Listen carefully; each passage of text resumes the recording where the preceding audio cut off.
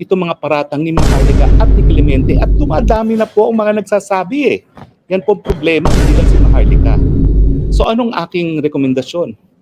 Well, dahil may karapatan po ang taong bayan sa impormasyon na nakakaapekto sa kanilang pang-araw na buhay at dahil gusto ko rin malaman ng katotohanan, dahil ako gusto kong ma-assure ang sarili kong hindi ako nagkamali doon sa assessment ko na mabuting tao itong si PBBM. Ang aking suggestion, my humble suggestion, magpag-protest si Presidente.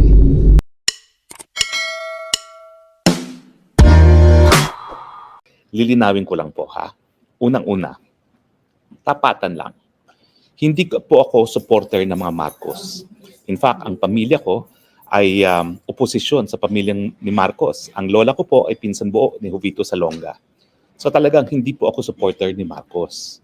Pero nang nagdesisyon po si Inday Sara na tumakbo bilang Vice President, nakakatambalan niya ang Presidente Marcos, alam mo, nag-isip talaga ako na may darating sa punto ng isang tao, lalo na sa nasa politika, na dapat magtiwala sa desisyon ng kanyang kinikilalang leader. At dahil nagdesisyon nga si Inday Sara na tumakbo bilang Vice President ni PBBM, nagkaroon naman ako ng open mind. Hindi naman ako bulag na sumunod lang kay BP Sara. No? Tinignan ko talaga ang pagkatao ni PBBM. O, paano ko nakita yan? Well, una-una, nung ako po yung spokespa, meron din akong television show sa teleradyo. At naging guest po namin si PBBM. Yun po yung kauna-unahang pagkakataon niya na nakabalik siya sa Malacanang. Doon ko po siya in-interview mismo sa Malacanang. At sabi nga niya, wow, parang deja vu kasi nga matapos ang halos 30 years na wala sila sa Malacanang, ako yung una nagpapasok sa kanya sa Malacanang. Ano naging impression ko kay PBBM? Napaka-humble. Okay? Napaka-down to earth. Hindi mo akalain na anak ng presidente, hindi mo akalain na naging senador na, naging governor, naging congressman. Down to earth. Okay? Now, bago po yun, yung aking chief of staff as spokes, naging chief of staff din ni PBBM, si Batin. Kinasal po si Batin sa Bali, Indonesia, no? At naging ninong kami pareho. So naging kumpare kami sa isang kinasal na malapit sa amin pareho. Chief of staff ko as presidential spokesperson, chief of staff niya as senator. Pero napansin ko na talagang hindi sila madaling makihalubilo. In fact, nandun din si First Lady Lam, pero parang kulang sila. In fact, hindi sila tumabi sa aming lamesa. Naghiwalay sila ng lamesa. No? So sa akin, okay lang naman. No? Dahil basta naman ako may kausap, buhay ako. No? Pero matapos yun, nangangampanya na. Hindi pa official na kampanya, umiikot. Nakasabay ko umiikot si PBBM. Una-una sa Cebu. Dalawang beses po yan. Isa sa bahay ni Congresswoman Owano, na sabay kami nagtanghalian, ganun po na na-enforce yung pagkakakilala ko sa kanya na napakabait, napaka-mild-mannered, napaka-down to earth. Tapos, nung kagabihan no yun, nagkaroon din ng dinner na hosted by Mike Rama, Mayor Mike Rama. At doon ko nakita na, ibang klase pala talaga itong si PBBM, down to earth and likable. So yun po yung naging impression ko sa kanya. So nung sumapi na nga si BP Sara kay PBBM, medyo kampante naman ako. Dahil kung hambog yan, kung mayabang yan, talagang hindi ako sasama. Pero na-disarm ako kasi una-una talagang down to earth. Talagang walang kaere-ere. Hahangaan mo talaga. At saka napakabait. Now, syempre, noon pa man, naririnig ko na yung chismis na di umano ay gumagamit ng droga o gumamit ng droga. So syempre ako, pinagmamasdan ko naman siya. Wala naman ako nakitang kahit anong signs na siya ay gumagamit ng droga. Ang alam ko nga, napakabait. Kung ikay napakabait at down to earth, siguro parang hindi ka gumagamit ng droga kasi alam naman natin na sisira yung utak ng mga gumagamit ng droga. No?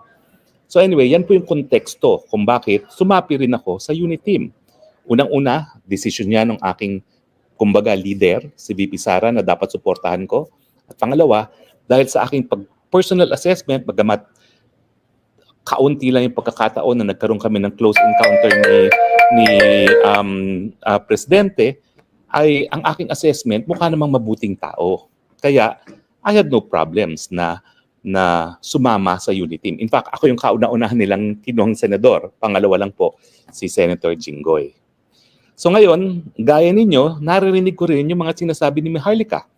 In fact, si Maharlika, nagulat ako na panay ang banat niya sa mag-asawa dahil nga dito sa pulburon. No? Now, hindi po ako naniwala dyan.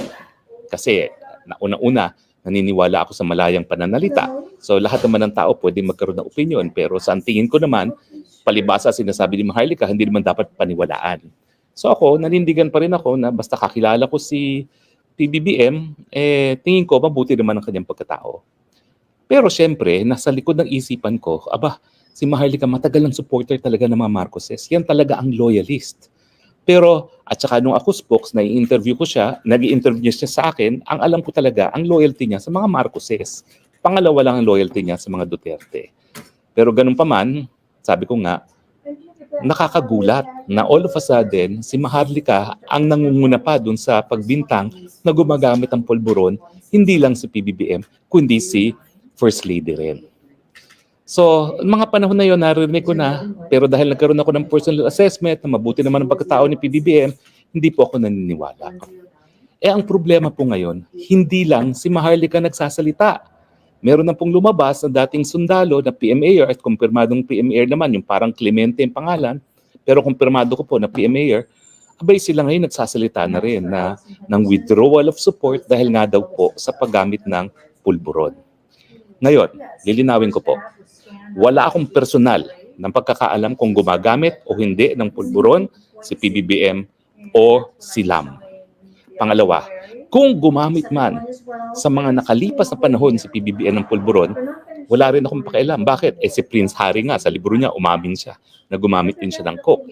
Alam niyo kasi yung buhay mayaman, parang lalo na kapag nag-boarding school sa England, parang tanggap na yan, nakabahagi nila ng buhay. Hindi dapat, pero dapat tinatanggap na rin. So, wala akong pakialam. Pero syempre, ibang usapan na yan, kapag presidente, ay di umano, gumagamit pa rin ng pulburon. Ulitin ko po hindi ako naniniwala. Wala akong sapat na impormasyon. Pero ang sasabihin ko lang, kung sakaling may katotohanan yan, ano ang implikasyon yan sa pagiging presidente?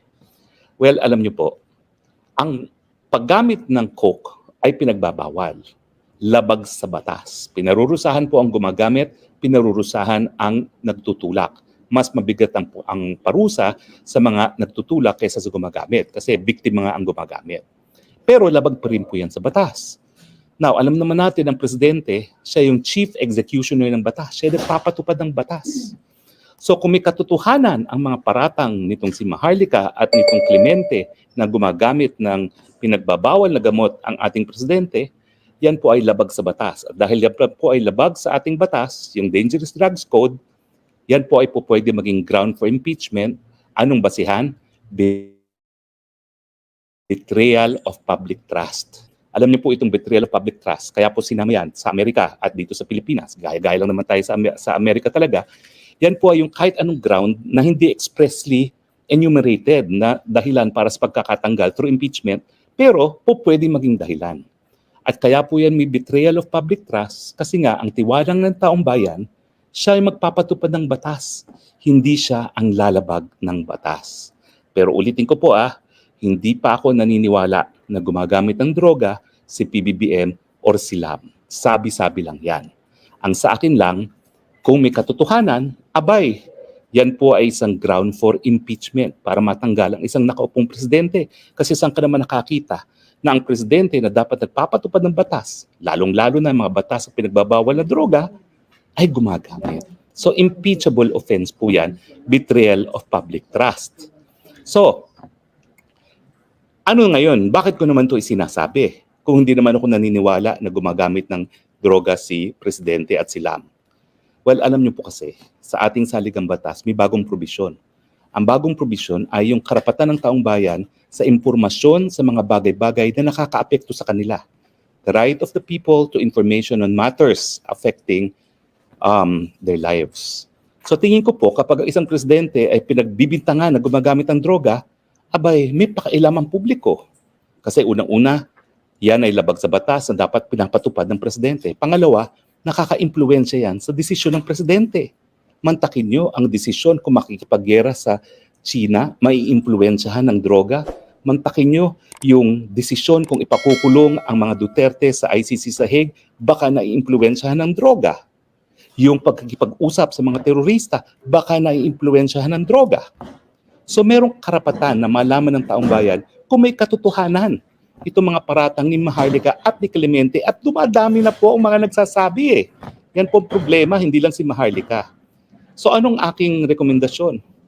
Well, dahil may karapatan po ang taong bayan sa impormasyon na nakakaapekto sa kanilang pang-araw-araw na buhay, at dahil gusto ko rin malaman ng katotohanan, dahil ako gusto kong ma-assure ang sarili kong hindi ako nagkamali doon sa assessment ko na mabuting tao itong si PBBM, ang aking suggestion, my humble suggestion, magpa-drug test si Presidente. Dahil dyan po lalabas ang katotohanan kung siya ay gumagamit o gumamit ng droga, magkakaroon po yan ng residual effect.